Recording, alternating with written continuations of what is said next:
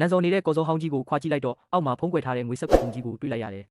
အိမ်နီးနားချင်းကတော့ဒီအိမ်ကတားဖြစ်သူကိုစူပူချင်းမောင်းနေတော့မဲ့သူ့အမေတေဆုံးနေတာလာတော့ကြတာတောင်သူကသတိမထားမိခဲ့ဘူးလေအဲ့ဒီညမှာပဲကျွန်တော်ဟာငွေဆက်ကူပေါ်ကအစွန်းထင်းတွေကိုဓာတ်ရုဆေးရည်နဲ့တန့်စင်ပြီးအချောက်ခံဆက်ထဲထည့်လိုက်တယ်ကျွန်တော်ကကွယ်လွန်သူတွေရဲ့ပစ္စည်းတွေကိုတင်စီပေးရတဲ့ကျွမ်းကျင်ပညာရှင်တယောက်ပါဒီအဖွားအိုကိုတွေ့ရှိချိန်မှာသူမတေဆုံးနေတာတလားတောင်ရှိနေပါပြီဒါပေမဲ့သူမရဲ့သားကတော့အမေဖြစ်သူရဲ့ပစ္စည်းတွေအပေါ်ဘာမှစိတ်မဝင်စားပါဘူးအမွေနစ်ချန်ထားခဲ့သလားဆိုတာကိုပဲသူအတိကထားကြည့်နေတာဘန်စာအုပ်ထဲမှာတပြားမှမရှိတာကိုမြင်လိုက်ရတော့သူကဒေါသတကြီးနဲ့အမေရဲ့ပစ္စည်းတက်တာကိုအဝေးမှာတွားလွှင့်ပစ်လိုက်ဖို့ခိုင်းပါတော့တယ်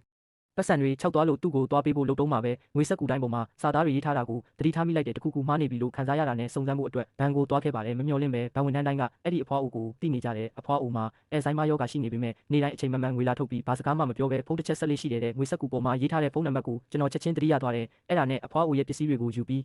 သူမရဲ့သားစီပြန်သွားခဲ့တယ်တကယ်တော့သူမဟာနေ့တိုင်းသားဖြစ်သူစီဖုန်းဆက်ခဲ့တာပါဒါပေမဲ့သားဖြစ်သူကတော့အမေကိုစိတ်ကုန်နေပြီးကက်ယောဂါတစ်ခုလိုရှောင်ဖယ်နေခဲ့တာ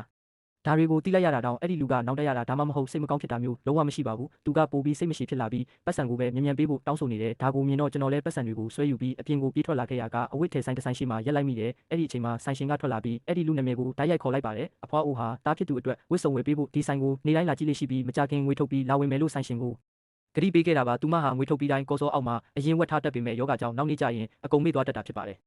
အဖွားအိုရဲ့ပစ္စည်းတွေကိုတားဖြစ်သူစီကျွန်တော်ထပ်ပေးလိုက်ပြန်တယ်သူကတော့ပိုပြီးဒေါသထွက်လာပြီးတစ်တာကိုမြေကြီးပေါ်လွှင့်ပစ်လိုက်တယ်လို့ကို့အလုံးမဟုတ်တာကိုလာဆွတ်ဖက်ရမလားဆိုပြီးကျွန်တော်ကိုချိန်ဆဲပါတော့တယ်သူကပတ်စံတွေကိုကောက်ယူပြီးထွက်သွားခါနီးမှာပဲအဝတ်စားတစ်ထည်ကသူ့မျက်စိထဲဝင်သွားပါတယ်အဲ့ဒါကသူ့အလုတ်ဆုပ်ဝင်တဲ့လစာနဲ့အမေအတွက်ဝယ်ပေးခဲ့တဲ့အဝတ်စားပါသူ့အမေကအရန်ဝမ်းတာခဲ့ပေမဲ့အဲ့ဒီအင်ဂျီကိုလုံးဝမဝတ်ခဲ့ပါဘူးသူမကတားဖြစ်သူကိုတနေ့ကျရင်ဝတ်စုံကောင်းစားပြန်ဝယ်ပေးမယ်လို့ဂရီပေးခဲ့ဘူးပြီးဒါဟာသူမရဲ့တသက်တာဆန္ဒဖြစ်ခဲ့တာပါအဲ့ဒီအချိန်ကြာမှပဲအဲ့ဒီလူဟာအမေရဲ့မေတ္တာတရားဘလောက်နှဆိုင်ကလေးဆိုတာကိုနားလည်သွားပြီးငိုကြွေးပါတော့တယ်ကြံရစ်သူတွေအတွက်တော့ကွယ်လွန်သူရဲ့ပစ္စည်းတွေကိုတင်စီပေးတာနဲ့နောက်ဆုံးနှုတ်ဆက်ခြင်းဆိုတာရိုးရိုးတလေးထုံးစံတဲ့လုပ်ငန်းစဉ်တွေထပ်ပို့ပါတယ်